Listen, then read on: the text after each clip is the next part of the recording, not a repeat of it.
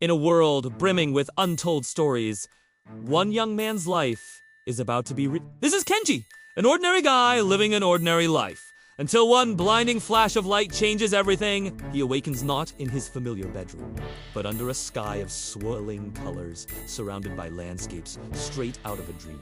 Confused? Disoriented? He soon learns the name of this enchanting place, Ladyland. And as the name suggests, it's a realm inhabited exclusively by women.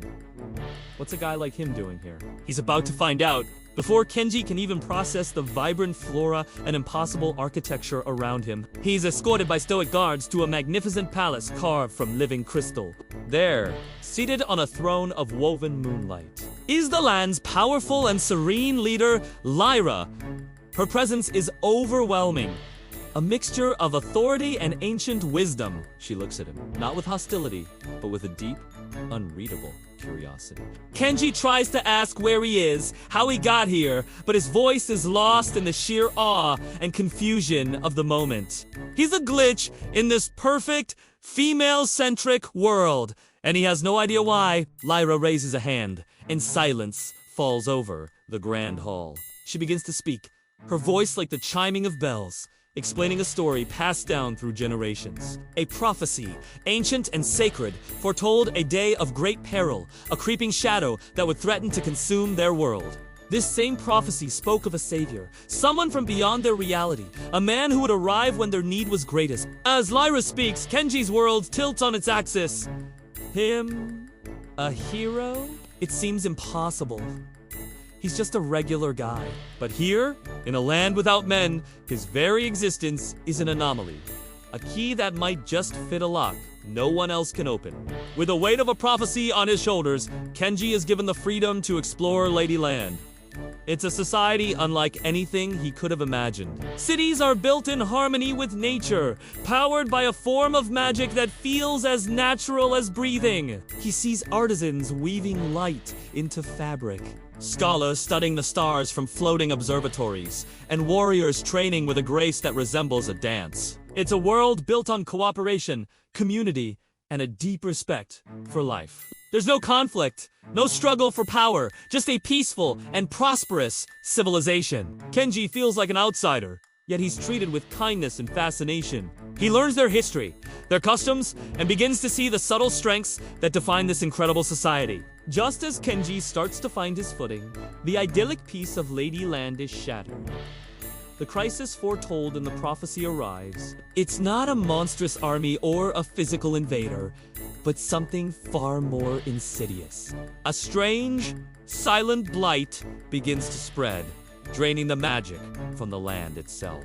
The vibrant world starts to fade, colors turning to gray, and the women's powers weaken. Panic begins to set in. They try all their known remedies, all their powerful spells, but nothing can stop the encroaching emptiness. The very foundation of their world is crumbling. This is Kenji's moment. He has no magic, no great strength, but he has something they don't. A different perspective.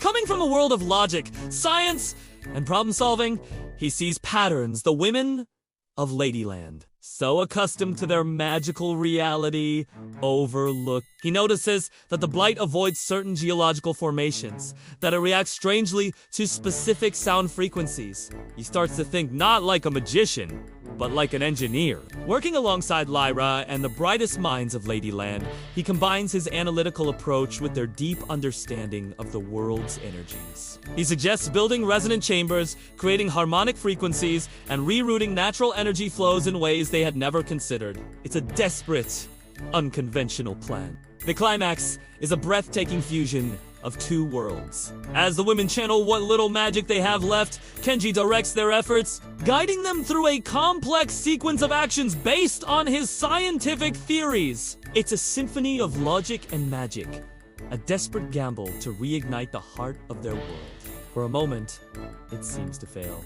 The blight surges, threatening to consume them all. But then, a single point of light appears. Then, another and another. A wave of vibrant energy erupts from their collaborative efforts, pushing back the grayness and restoring life and color to Ladyland. The crisis is averted not by a single hero, but by the union of different ways of thinking. In the aftermath, Kenji is no longer just a visitor. He is a part of Ladyland. He has found a new purpose, a new home. He isn't a king or a prophesied warrior in the traditional sense, but a bridge between worlds, a catalyst for a new kind of innovation. The adventure has changed him forever, opening his eyes to the infinite possibilities that lie in collaboration and understanding, and for the women of Ladyland. The arrival of the man from another world was not just the fulfillment of a prophecy, but the dawn of a new era, one enriched by a perspective they never knew they were missing. Kenji's story was just beginning. A testament to the fact that sometimes the most extraordinary journeys start when you find yourself in a place you least expect. Thank you for joining us on this incredible journey into Ladyland. If you loved this story, don't forget to like, subscribe, and hit that notification bell so you don't miss our next adventure into the unknown. See you next time.